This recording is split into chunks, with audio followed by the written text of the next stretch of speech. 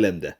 حكايتنا بتبدأ مع مرض مؤذي جدا انتشاره بدأ من تايوان، والحكومة الأمريكية سمته باسم عادي جدا وهو الإنفلونزا.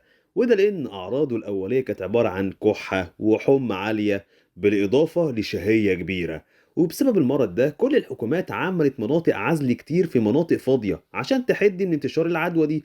الفيروس ده بقى بيتنقل للبشر عن طريق دودة طفيلية اللي بتتنقل من شخص للتاني عن طريق السوائل اللي طالعة من الجسم واللي غالبا بتكون دم. الدودة دي بقى بتروح على العمود الفقري وبتكبر هناك لحد لما بتوصل للمخ وتتكاثر وتسيطر عليه، وبالتالي بتسيطر على تصرفات البني آدم بحاله.